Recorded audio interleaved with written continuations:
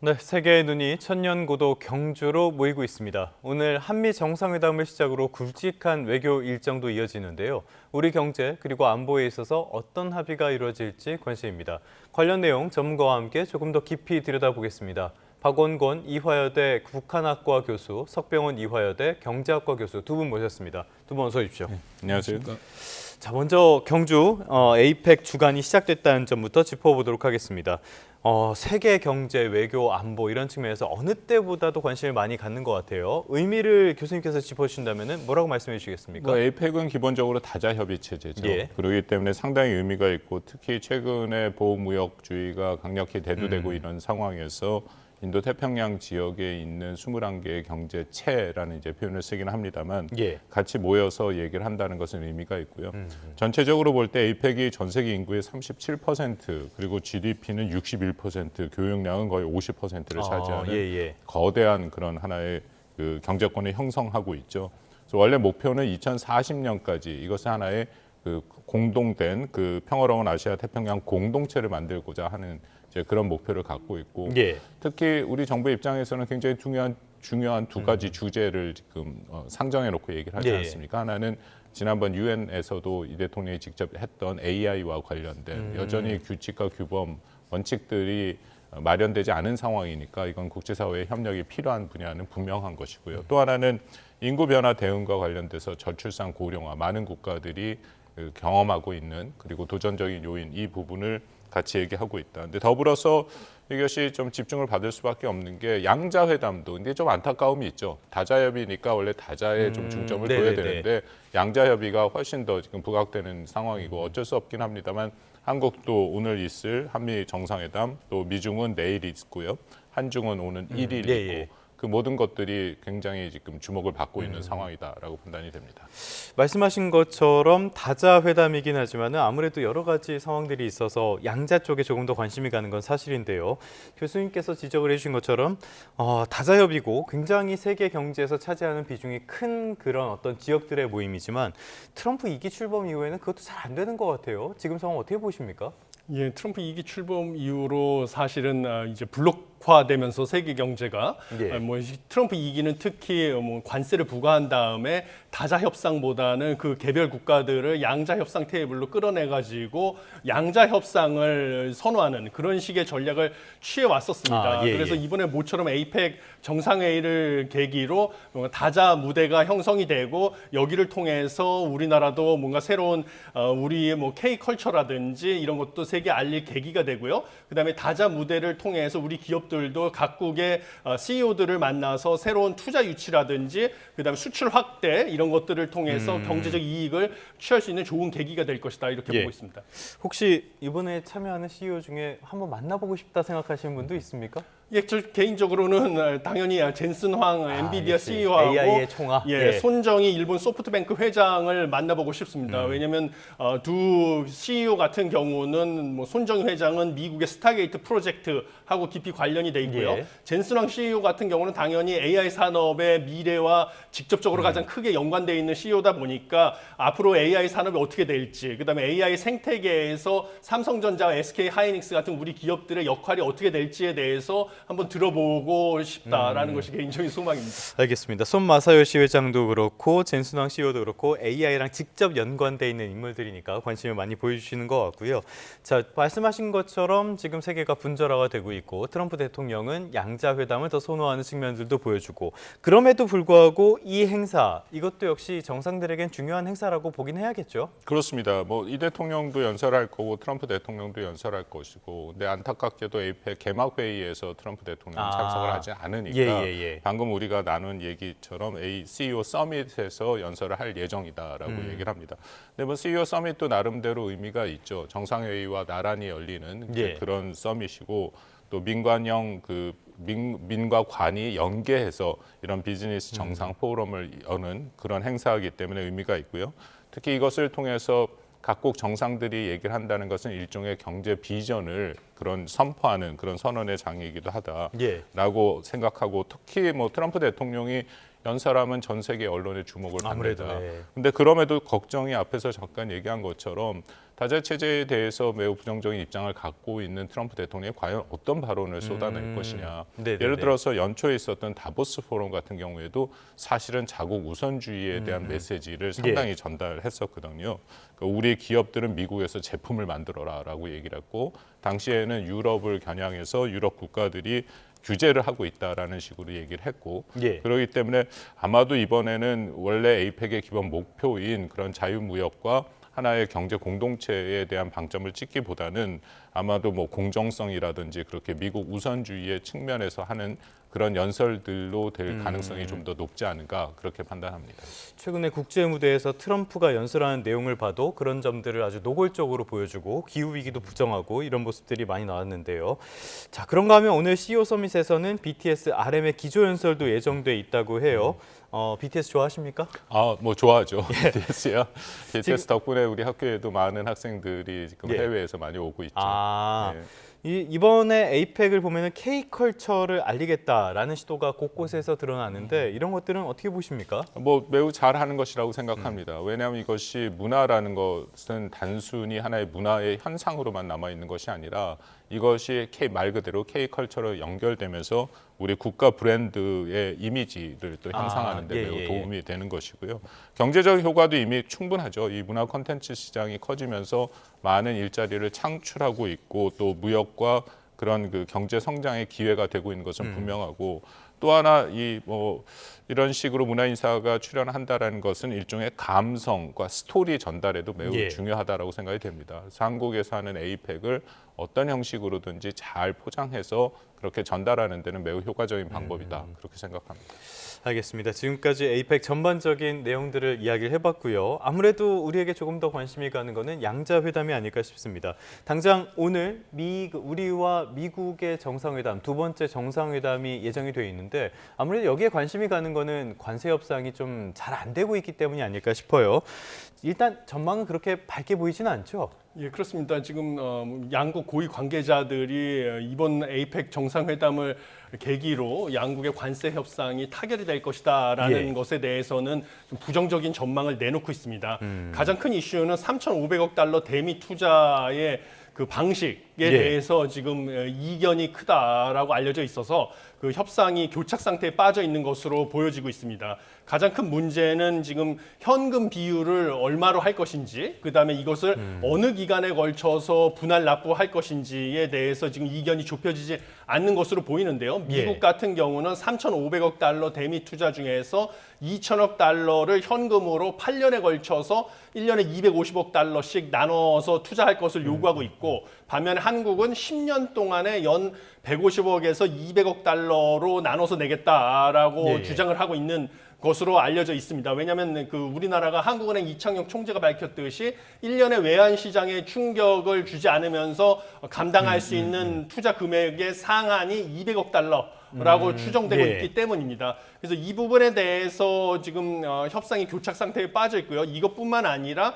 투자를 어느 산업에 해야 될지, 그 다음에 이익을 갖다가 한국과 미국 간에 어떻게 배분을 할지. 그래서 한국 같은 경우는 원금을 회수하기 전에 9대 1로 미국과 한국이 나눠 가져야 된다라고 주장을 하고 있고, 한국이 90%를 가져가야 되고요. 미국은 5대 5로 나눠 가져야 된다라고 주장을 하고 있어서 아직 좀 해결해야 될 부분은 많이 남아 있다라고 보고 있습니다. 알겠습니다. 대미 투자에서 미국이 대체 그 이익을 대부분 가져가야 된다. 이 부분은 우리가 받아들일 수도 없고요. 금액적으로도 비현실적인 부분들이 굉장히 많기 때문에 지금 몇 시간 남지 않아서 타결이 어려울 것이다. 이런 전망들이 더 많은 것 같습니다.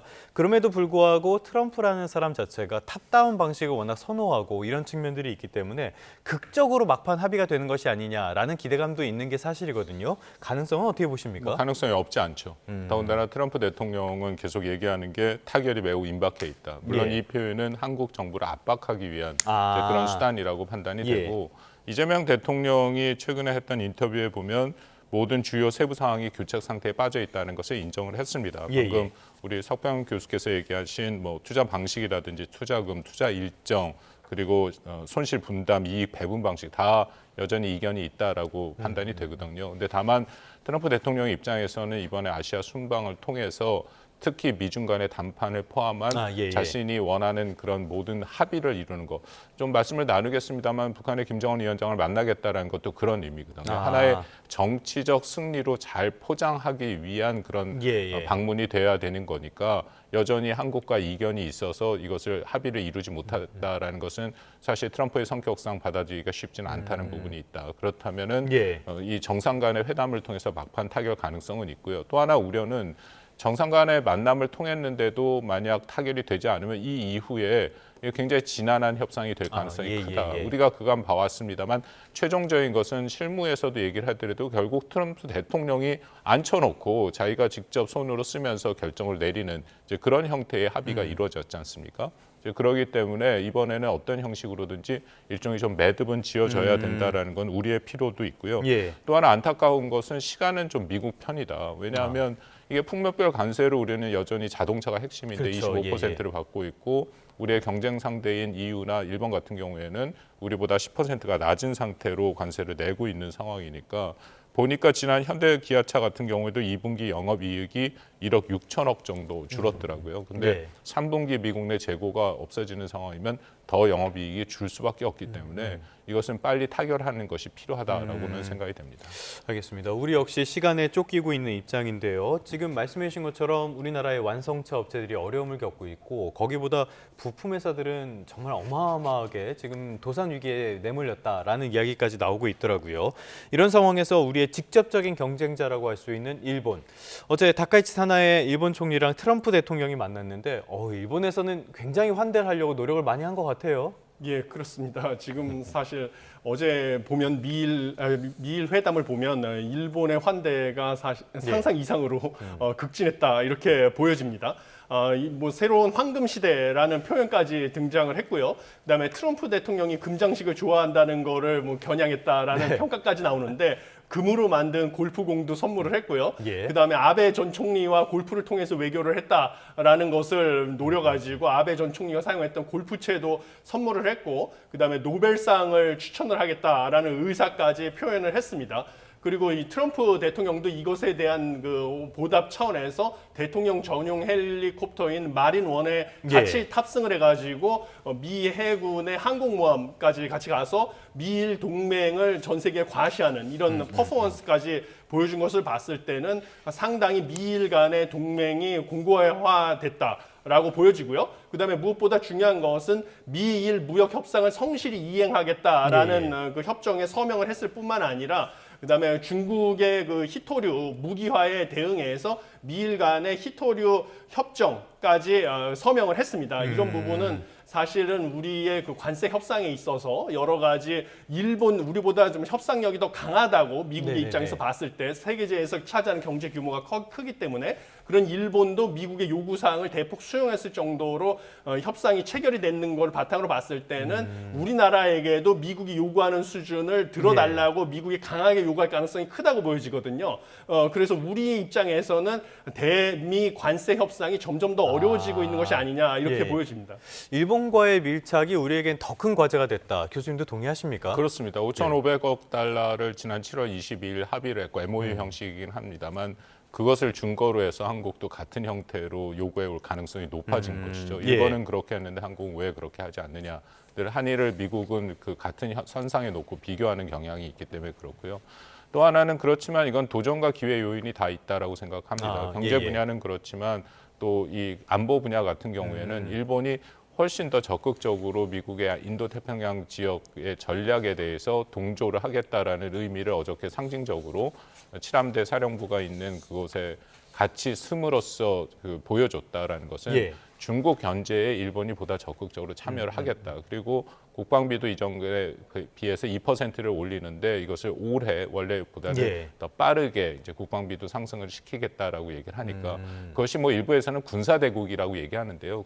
요즘은 그런 분위기보다는 미국이 모든 동맹국 우방국한테 국방비를 증액을 요구를 하고 있으니까 사실상 일본의 2%는 뭐 나토나 우리 수준에 비해서는 굉장히 낮은 거죠. 그럼에도 이것은 중국 견제에 활용될 가능성이 매우 높다. 그렇다면 우리의 부담이 사실은 조금 줄어들 수 있는데 또 하나의 우리의 도전 요인은 방금 석 교수께서 얘기하신 것처럼 이거는 히토류, 광물류, 공급망 같은 경우에는 매우 중요하고 우리도 히토류는 중국의 뭐 90% 이상을 의존하고 있는 상황이니까 여기에 새롭게 재편되는 공급망에 우리도 같이 들어가야 되는데 아직까지는 그런 논의가 우리는 본격화되지 않기 때문에 그 부분에 대해서도 정부가 충분히 신경을 써야 된다라고 생각합니다. 알겠습니다. 말씀하신 것처럼 안보 측면, 경제 측면 양쪽에서 모두 우리는 도전에 직면해 있다라고도 볼 수가 있는데 안보 측면에서 우리 입장에서 빼놓을 수가 없는 건 역시 북한이 아닐까 싶습니다. 새벽에 북한 쪽에서 속보가 하나 나왔는데요. 서해상에서 함대지 전략 순항 미사일 시험 발사를 진행했다라고 조선중앙통신이 보도를 했습니다. 여기서 궁금한 게 두 가지가 있는데요. 이게 왜 우리 정부 발표는 없었고 바로 조선중앙통신의 보도로 우리가 접하게 됐는지 하나 궁금한 점이 있고요. 두 번째로는 지금 트럼프가 연일 북한을 향해서 러브콜을 보내고 있지 않습니까? 이런 상황에서 왜 북한이 미사일을 쐈을까? 두 가지가 궁금하거든요. 첫 번째 같은 경우에는 우리 정부 국방 당국의 입장에서 순항 미사일은 북한이 발사했을 때 그것을 실시간으로 발표하지 않는다라는 원칙이 있습니다. 예, 탄도 예. 미사일은 하는데요. 예. 보니까 어저께 발사를 했더라고요. 오전 8시 10분 정도. 예. 근데도 좀 아쉬움이 있습니다. 지금같이 엄중한 상황에서 더군다나 이것이 그냥 단순한 순항 미사일이 아니라 함대지 그리고 전략이라는 그 이름이 붙습니다. 전략이라는 것은 핵탄두를 예. 탑재하는 그런 능력이 있는 미사일이다라고 하기 때문에 더군다나 함대지는 사거리로 보더라도 주로 한국을 사정권으로 하는 거기 때문에 우리에겐 굉장히 큰 위협이 되는 것은 분명하거든요. 예. 그리고 북한이 그간에는 함대지 미사일의 능력이 없었는데 최연함과 강건함에서 아마 발사됐을 거니까 이것은 새로운 무기 체계이기 때문에 우리 입장에서는 그만큼 북한의 다양화된 미사일의 새로운 위협에 노출됐다. 그렇다면 네네네. 이것은 발표하는 게 맞다라고 판단이 됩니다. 근데 다만 두 번째 질문에 답을 드리면 이것은 그간에 말씀하신 것처럼 뭐 그 트럼프 대통령이 북한의 김정은 위원장을 만나겠다라고 그랬죠. 굉장히 적극적으로 얘기를 해오지 네네네. 않았습니까? 거기에 대한 북한의 응답이다라고 생각을 합니다. 물 건너갔다라고 봐야 되는 뭐 겁니까? 현재로서는 예. 만날 가능성이 훨씬 더 낮아질 수밖에 없는 게 이 정도까지 미사일을 발사하는 도발이지 않습니까? 예, 이런 예. 도발을 하면서 회담을 한다라는 것은 사실상 양립할 수 없는 거죠. 그렇다면 이것은 트럼프 대통령이 계속 일종의 구애를 했는데 거기에 네네네. 대한 북한의 응답이다라고 해석할 여지가 있다고 생각합니다. 매몰차게 걷어찼다라고도 볼 수가 있는 상황인 것 같은데 참 동북아 정세는 언제나 어려운 것 같습니다. 자, 이번에 우리가 한미 그리고 미북 이런 데도 관심을 가지지만 아마 전 세계에 관심이 쏠린 거는 그것보다는 미국과 중국의 정상회담이 아닐까 싶어요. 내일로 미국과 중국의 정상회담이 예정이 돼 있는데 일단 지금까지 양국에서 나오는 이야기들을 보면은 분위기 자체는 나쁘지 않은 것 같습니다. 예, 일단은 가장 중요한 이슈였던 중국의 미국에 대한 히토류 수출 통제 예. 12월 1일부터 시행하기로 돼 있었었는데 이것에 대해서는 1년간 유예하기로 합의가 됐다라고 지금 알려지고 있습니다. 그리고 예. 중국의 미국에 대한 히토류 수출 통제의 맞대응 성격으로 미국이 중국에 대해서 100% 보복 관세를 부과하기로 했던 것 이것도 11월 1일부터 시행하기로 돼 있었었는데 이것도 이에 상응하는 조치로서 이제 유예하기로 한 이런 것은 합의가 된 것으로 알려지면서 이것을 호재로 받아들여서 뉴욕 증시는 다시 상승을 했습니다. 예, 예. 그뿐만 아니라 안전자산으로 여겨지던 금값, 국제 금 시세 역시 또 조정을 받았습니다. 네네네. 이런 움직임을 보여주고 있는데 그렇지만 여전히 불안 요인은 남아 있습니다. 왜냐하면 중국이 가장 크게 반발했던 첨단 반도체에 대한 대중국 수출 통제 예. 이 이슈에 대해서는 여전히 협상 불가라고 해서 미국이 협상을 하지 않고 있기 때문에 이 부분에 대해서는 여전히 해결이 되지 않고 있는 것이고요. 예. 또 다른 민감한 것은 이제 중국에 대해서 트럼프 행정부 1기 때 체결했던 중국과의 협상 내용을 갖다가 중국이 제대로 이행을 하고 있는지 그래서 미국과의 무역 수지 불균형 문제를 해결하는 것이라든지 그다음에 지적재산권 보호하는 거 중국의 수출 기업에 대한 보조금 지급 문제 이런 부분을 중국이 실제로 이행을 하지 않았거든요. 그래서 예. 이것을 제대로 이행하고 있는지를 미국이 301조에 의거해서 미국 무역대표부가 조사를 하고 있는데 이 부분에 대한 이슈도 역시 아직 해결이 되지 않았습니다. 그래서 이 지금 현재 미국과 중국 간의 무역 협상이라는 것은 완전히 무역 전쟁이 종결된 것이 아니고 휴전에 불과하기 때문에요. 그래서 관리된 긴장 상태가 계속 지속될 것이고요. 예. 언제든지 미중 간의 무역 전쟁에 대한 이런 긴장이 다시 촉발이 되면 사실 뭐 안전자산인 금에 대한 네네네. 수요는 다시 증가할 수도 있고 위험 자산인 주가는 주식은 조정을 받을 수도 있다 이렇게 보고 있습니다. 말씀하신 것처럼 미국 쪽, 중국 쪽에서 나오는 소식들을 보고 일단은 뉴욕 증시는 연일 사상 최고가를 기록을 하고 있고요. 금값은 대폭 조정을 받고 있는데 그럼에도 불구하고 석 교수님도 지적을 해주셨습니다만 회의론도 계속 나오는 것 같아요. 미국과 중국이 이번에 어떤 합의에 도달할 가능성 또는 완전히 파행으로 갈 가능성 이런 것들은 어떻게 보십니까? 이번에는 합의를 일정 수준 도달할 가능성이 있습니다. 근데 계속해서 아마 트럼프 행정부 내내 일종의 거래적 갈등이라 해서 이런 식의 서로 간의 그 갈등이 계속 표면화될 가능성은 충분히 있고요. 이번에 그 스캇 베센트 재무장관이 허리펑 중국 부총리를 말레이시아에서 만나서 회담을 하지 않았습니까? 거기서 나온 발언 중에 딱 눈에 띄는 발언이 하나 있는데 무슨 발언이냐면 실질적으로 미국과 중국 사이에 프레임워크를 만들었다. 그러니까 일종의 틀을 만든 거죠. 왜냐하면 이거는 바이든 행정부 때부터 얘기는 했는데 바이든 행정부에서는 미중 간에 이전에 안전대, 가드레일을 만들어야 된다. 왜냐하면 이게 잘못하면 이 안전대 바깥으로 튀어나가지 않습니까? 지금도 이런 프레임워크가 틀이 없으니까 계속해서 145%, 125% 사실상 경제적인 유의미한 관계를 전혀 맺지 못하는 수준의 관세를 얘기를 하고 있었기 때문에 그것을 이런 프레임워크 틀 안에다 집어넣고 계속 얘기를 할 필요는 매우 크다. 이것은 단순히 미중 간의 문제가 아니라 이 가장 강력한 경제력을 갖고 있는 두 국가의 갈등은 세계 경제에 미치는 영향이 막대하지 않습니까? 특히 한국의 입장에서는 이미 뭐 표현이 나왔습니다만 마치 맷돌의 가운데서 껴서 양쪽을 끌어당긴다라는 그런 표현이 나올 정도로 우리에게는 아주 직접적인 여러 가지 도전 요인이 되는 거니까 이번에는 어쨌든 뭐 1년 정도 유예 가능성은 있다라고 판단이 됩니다. 히토류 1년 유예하고 거기에 상응하는 조치, 뭐 대두나 펜탈린 같은 마약성 물질에는 합의를 이룰 가능성이 있다. 그렇지만 그 과정에서 나타날 1년 이내에도 언제든지 미중 간의 갈등은 방금 말씀드린 거래적 갈등 형태로 제한될 가능성은 우리가 배제할 수 없겠죠. 참 외세 중간에 끼어서 고통받는 역사가 여전히 끝나지 않고 계속 반복되는 것 같습니다. 자, 말씀하신 여러 가지 내용들이 있는데 러시아 전쟁 관련한 논의도 관심사 가운데 하나예요. 중국을 향해서 대러 제재에 동참을 해라라는 걸 요구할 가능성도 있다고 하는데 이거는 중국이 받아들일 가능성은 없다고 봐야겠죠? 큰 틀에서는 받아들일 가능성이 없지만 트럼프 입장에서는 계속 압박을 가할 가능성 또한 있습니다. 왜냐하면 계속해서 트럼프가 사실은 대외 정책의 가장 우선순위를 뒀던 것이 러시아 우크라이나 전쟁이었죠. 그래서 기억들 하시겠지만 지난 대선 때는 24시간 내에 모든 것을 끝내겠다라고까지 얘기를 했는데 현재 상황에서는 푸틴의 러시아가 전혀 거기에 동의를 하지 않고 있기 때문에 러시아와의 관계와 여러 가지 압박을 계속하는 것이고 러시아의 전쟁 수행을 할 수 있도록 가장 핵심적으로 지원을 하는 국가는 결국 중국이죠. 직접적인 무기 지원은 하지 않지만 사실상 러시아의 그런 원유를 사줌으로써 러시아가 경제적으로 전쟁을 지속할 수 있는 지속력을 확보해주는 국가니까 아마 이 부분에 대한 문제 제기는 분명히 있을 것이다. 그렇지만 늘 중국은 같은 입장이었습니다. 그것에 대해서 자신들은 그냥 경제적 행위를 하는 것이지 전쟁에 참여하거나 직접 당사자로서 혹은 이 방관자로서의 입장이다라는 것을 되풀이 얘기를 하고 있으니까 아마 이번에도 같은 입장이 반복이 될 가능성이 크다고 생각합니다.